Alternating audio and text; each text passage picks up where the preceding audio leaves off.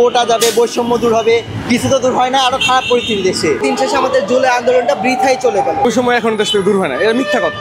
কোটা শব্দটা একটা নোংরা শব্দ। স্বাগত জানাচ্ছি বাংলা অ্যাফেয়ার্সের নিয়মিত আয়োজন পাবলিক অ্যাফেয়ার্সের সাথে আছি আমি ইব্রাহিম হলি। জুলাই আন্দোলন, যে আন্দোলনের মূল বিষয় ছিল কোটা নাকি মেধা, কিন্তু বর্তমানে এটি প্রতিটি জায়গায় কতটুকু বাস্তবায়ন হচ্ছে সেখানেই থাকে প্রশ্ন। চলুন জেনে আসি এ নিয়ে সাধারণ মানুষের মন্তব্য কী।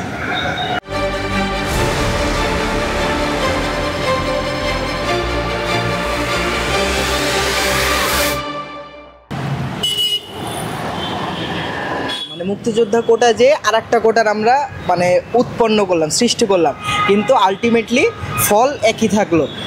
যেটা কোটা জাস্ট নামটা পরিবর্তন হলো, যে মুক্তিযোদ্ধা কোটা যে এখন হচ্ছে 24-এর গণ অভ্যুত্থানের কোটা, যেখানে আলটিমেটলি দিন শেষে মেধার কোনো মূল্যায়ন সেরকম আমি দেখছি না প্রত্যেকটা সেক্টরে বাংলাদেশের। দিন শেষে মেধাটা আপনার আন্ডারগ্রাউন্ডে থেকে গেল, নিচেই থেকে গেল মেধাটা। প্রত্যেকটা রাজনৈতিক দল এই জুলাই আন্দোলনটাকে নিজেদের স্বার্থের জন্য ব্যবহার করছে। আলটিমেটলি দিন শেষে আমাদের জুলাই আন্দোলনটা বৃথাই চলে গেল, এটার কোনো সুফল আমি দেখতে পাচ্ছি না।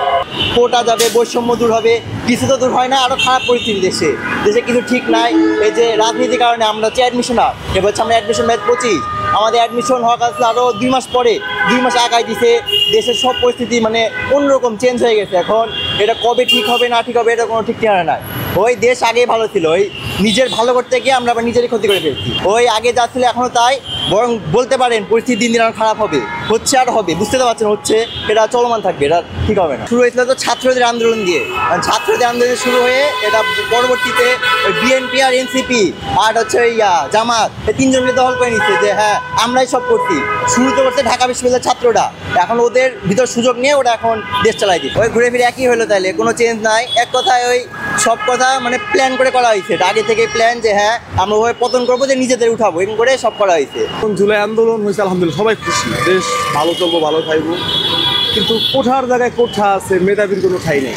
মুগ্ধ কিন্তু যে আজকে দেশে বড় কিছু হবে এই সমস্ত আশা করে কিন্তু সে ওই পানি বিতরণ করে না ভাই। তার ভাই যে কাজটা করছে সে বিএনপি থেকে মনোনয়ন নিয়েছে, কিন্তু তারা ছোটো করা হয়েছে। 71 যে না তারা আসলে ভাই বাংলাদেশি মনে করি, কারণ 71-এর জন্য এই দেশে শেরে বাংলা থেকে শুরু করে মাওলানা ভাসানী সাহেব, শেখ মুজিবুর রহমান, মেজর জিয়া সাহেব, এরশাদ সাহেব থেকে শুরু করে বিরোধী নেত্রী ছিলেন শেখ হাসিনা বলেন, খালেদা জিয়া বলেন, সবার অবদান আছে।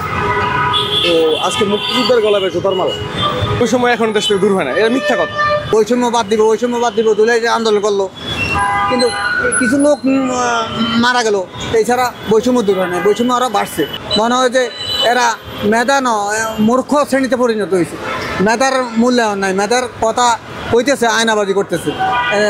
এরা সাইনবোর্ড তো আছে বৈষম্য দূর করবো, আসলে বৈষম্য দূর হয়নি। ওটা নিয়ে দান্দাবাজি না করলো, মদের বোতল দুধ করে মদে যদি বিক্রি হয় তাহলে আপনার দাম কি? আপনি লেখাপড়া করে নোবেল পাইলেন কিসের উপরে? আপনি যদি লেখাপড়া করে চাকরি বেলা যদি ঘুষ দিয়ে চাকরি করতে হয়, ঘুষ সুদ দিয়ে ব্যবহার করতে হয়। এই বিষয়টাকে আমি খারাপভাবে দেখছি না, এটাকে আমি মনে করি যে অগ্রাধিকার। আমি নিজেও একজন জুলাই যোদ্ধা, যদি জুলাই যোদ্ধা বা তাদের পরিবারকে অগ্রাধিকার দেওয়া না হয় তাহলে কিন্তু এই জুলাইয়ের স্পিড থেকে কিন্তু সরে যাবে। কোটা শব্দটা আমাদের সাথে সাংঘর্ষিক, এবং আমি মনে করি কোটা শব্দটা একটা নোংরা শব্দ, যা আসলে সাধারণ মানুষ ওইভাবে গ্রহণ করতে পারেনি বলেই কিন্তু আসলে জুলাই আগস্টে রক্ত দিয়েছে।